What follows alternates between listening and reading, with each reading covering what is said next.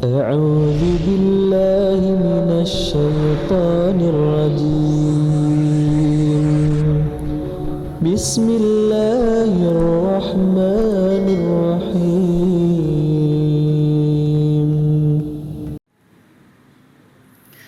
Bismillah. Assalamualaikum warahmatullahi wabarakatuh. Alhamdulillahi rabbil alamin wa bihi nasta'in wala umuri dunya waddin wassalatu wassalam wa ala asrafi anbiya'i wal mursalin wa ala alihi wa man tabi'ahu ila yaumiddin amma ba'du. Puji dan syukur mari kita panjatkan kehadirat Allah Subhanahu wa taala, yang mana berkat rahmat dan kasih sayangnya kita semua bisa dapat kembali berkumpul melaksanakan ibadah yang istimewa di bulan Ramadan ini. Salawat dan salam mari kita tumpah curahkan kepada junjungan kita, kepada Nabi bana wa nabiyana Muhammad sallallahu alaihi wasallam. Tidak lupa kepada keluarganya, pada sahabatnya, hingga sampailah kepada kita yang insyaallah senantiasa dan tunduk atas perintah yang diajarkannya. Para jemaah kedua yang dirahmati Allah Subhanahu wa taala, Yusuf Al-Qaradawi, salah satu ulama kontemporer Mesir, pernah berkata seperti ini. Jika kita ingin melihat kualitas suatu bangsa di masa depan, jika kita ingin melihat kualitas suatu umat di masa depan, maka lihatlah pemudanya hari ini. Pertanyaannya sederhana. Mengapa harus pemuda? Setelah sang pembaca mendalami maksud perkataan dari ulama ini, ulama Mesir ini, ternyata setidaknya ada potensi-potensi di dalam diri pemuda yang kemudian jarang didapati oleh selain pemuda. Yang pertama adalah potensi pikiran, potensi akal. Yang kedua adalah potensi mental, yang ketiga adalah potensi kekuatan ataupun otot. Kita lihat Bapak Ibu sekalian, masyarakat ini cenderung menunggu hadirnya ide-ide kreativitas dari seorang pemuda. Karena lewat ide-idenya lah segala sesuatu problematika di masyarakat bisa terpecahkan. Rata-rata di masyarakat yang menunggu ide-ide cemerlang ini mungkin dari para pelajar, dari para mahasiswa, dari orang-orang yang terdidik, dari orang-orang, dari pemuda-pemuda yang pikiran-pikirannya masih fresh. Karena apa? Karena segala sesuatu, pikiran-pikiran yang jernih itu datang dari pikiran yang jernih itu sendiri. Dan pikiran yang jernih ini datang dari seorang ataupun sosok pemuda. Yang kedua adalah potensi mental. Mental pemuda merupakan mental yang paling saya sebut sebagai luar biasa. Pemuda mah Bapak Ibu sekalian, ketika lari jatuh bangkit lagi, lari lagi, jatuh lagi bangkit lagi, lari lagi, terus seperti itu sampai pada akhirnya sampai kepada tujuannya. Inilah mental seorang pemuda yang tak kenal lelah, yang pantang menyerah. Yang ketiga, potensi kekuatan atau otot. Mengapa saya sebutkan? Karena otot-otot ataupun tenaga-tenaga anak-anak muda ini masih kuat Bapak Ibu sekalian. Bahkan sanggup mengangkat beban 3 sampai lebih kali lipat daripada beban tubuhnya. Itulah mengapa alasannya pemuda dijadikan ataupun disebut oleh Yusuf Al-Qaradawi sebagai pemegang kualitas umat di masa depan. Kita lihat dalam sejarah Bapak Ibu sekalian, bahwa pemuda selalu menjadi garda terdepan dalam peperangan, dalam perang Badar, bahkan dalam perang-perang yang terjadi di dunia pertama, dunia kedua. Jadi jangan salah, ketika perang-perang zaman dulu Bapak Ibu sekalian, pedang itu gak ringan bebannya, mengkilo-kilo. Tapi dengan potensi kekuatannya, pemuda dengan lihainya memakai dan memainkan pedang. Baju ziroh itu jangan salah, itu beratnya luar biasa. tapi karena punya potensi kekuatan, zirohnya dipakai dengan leluasa. Ditambah mentalnya, mental pejuang. Ibu bayangkan, pedangnya sudah ada, tamengnya sudah ada, baju zirohnya sudah dipakai, tapi mentalnya nggak ada, nggak akan pernah mau melawan. Yang ada, mangga weh, sok weh, mangga, abdi mah di dia weh, paling gitu. Pas perang temanya gitunya pemuda. Belum lagi pikirannya, taktik-taktik perangnya nih. Salah satu Al-Ayyubi katanya, ataupun yang menaklukkan Konstantinopel, itu luar biasa, menaklukkan sebuah benteng yang berapa tahun itu, yang digadang-gadang tidak akan pernah hancur. Itu hancur oleh tangan-tangan dan pikiran-pikiran pemuda dengan ide-ide cemerlangnya.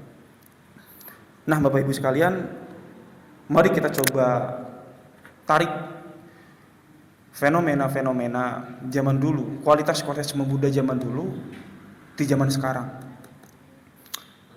Jujur, saya sebagai pemuda, juga teman-teman yang sadar dengan potensinya, sangat menyayangkan kondisi keadaan pemuda hari ini. Kita lihat saja di bulan Ramadan pun, Bapak Ibu sekalian, banyak sekali terjadi praktek-praktek yang itu merugikan dirinya sendiri, bahkan merugikan orang lain. Kita sedang enak-enaknya beribadah di masjid, kita sedang enak-enaknya istirahat, tiba-tiba ngeng, trek-trekan di jalan anyar, tiba-tiba keributan. Bahkan seminggu kemarin, kalau gak salah, atau 4 hari kemarin, ada kasus pengeroyokan di Ciwalengke. Itu sama 8 orang, satu pemuda dikeroyok 8 orang. Ini luar biasa, Bapak Ibu sekalian. Padahal kalau ditanya saum, mereka saum. Tapi ketika ditanya esensi tujuan saum, mereka ulang-ulang. Timbul pertanyaan, mana peran orang tuanya? Mana peran ustadz? Mana peran di lingkungannya, masyarakatnya? Mana peran gurunya? Karena untuk menciptakan ataupun untuk membentuk sebuah karakter yang islami, karakter yang kuat ini tidak terlepas dari ketiga hal itu. Orang tua, pendidikan formal di sekolah, dan lingkungan. Ditambah lagi mungkin di zaman sekarang gadget. Makanya hati-hati Bapak Ibu sekalian, gadget ini sangat berpengaruh bagi pola pikir anak-anak muda. Sungguh miris. Maka dari itu PR besar bagi kita selaku pemuda untuk bisa mengajak dan merangkul para sahabat-sahabat kita, teman-teman kita yang belum tersadarkan dengan potensinya.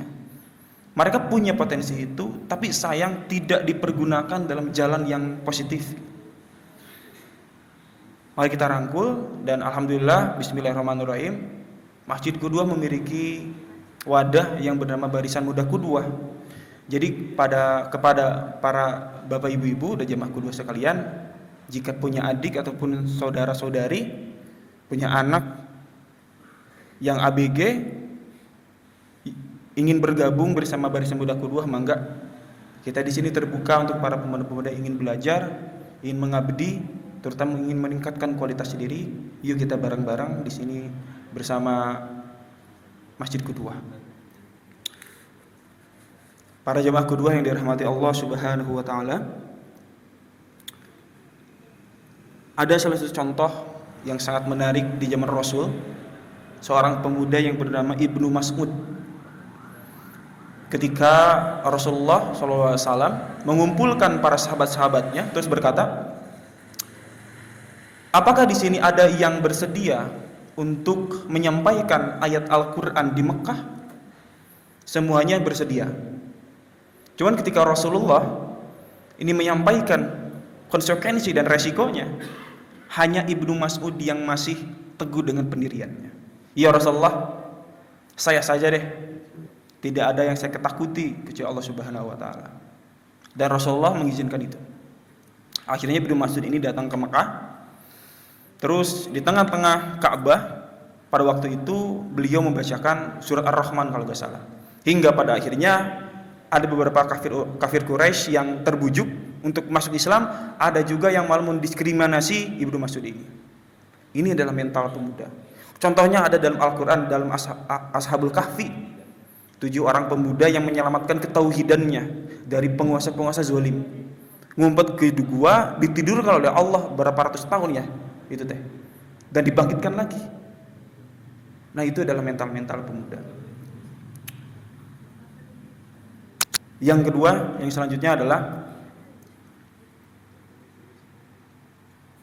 untuk menciptakan sebuah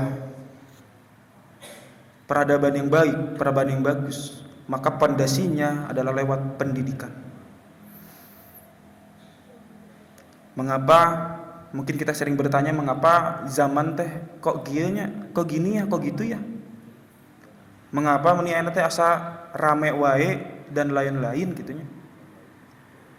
Terutama kita sering kali puyeng dengan kasus-kasus yang menimpa para pemuda. Kita lihat di media sosial banyak sekali, di TV banyak sekali pemberitaan-pemberitaan yang miring tentang pemuda. Maka marilah kita menjadi sosok, menjadi peran yang baik, menjadi seorang ayah yang baik terhadap anak, anak yang baik terhadap orang tua, guru yang baik terhadap murid, murid yang baik terhadap guru. Sehingga apa? Sehingga jika kita sama-sama tersadarkan, jika pondasi pendidikan yang kuat, kesadaran pun akan insya Allah akan tercapai oleh para pemuda-pemuda itu. Mungkin begitu yang bisa saya sampaikan. Mohon maaf apabila ada kesalahan dalam tutur kata, khilaf salah dan dosa. Untuk selanjutnya Bapak Ibu sekalian, ada beberapa informasi yang kami ingin sampaikan. Yang pertama terkait kajian. Insya Allah hari Sabtu, lusa, Sabtu sekarang Jumat, besoknya Sabtu, itu ada kajian dari Ustadz Ucu Najibuddin, insya Allah. Dilanjut dengan acara santunan anak yatim.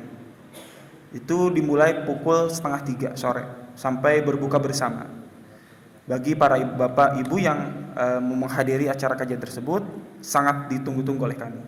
Yang kedua terkait itikaf, alhamdulillah besok atau lusa kita udah mulai itikaf. Dan kedua hanya menyediakan itu di malam ganjil, ya, hanya di malam ganjil. Akan tetapi jika para bapak ibu sekalian yang mau di malam genap atau yang mau setiap hari 10 hari di masjid pun itu nggak apa-apa. Insya Allah semampu kami akan difasilitasi.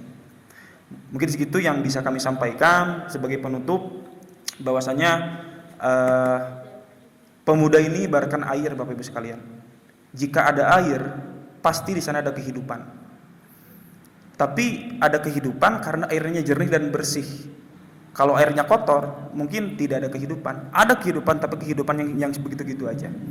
Maka dari itu, kepada para pemuda, mari kita menjadi air yang bersih, air yang jernih, sehingga peran kita ini menjadi bermanfaat bagi masyarakat, bagi orang lain, bagi umat. Billahi fi sabilillah. Wassalamualaikum warahmatullahi wabarakatuh.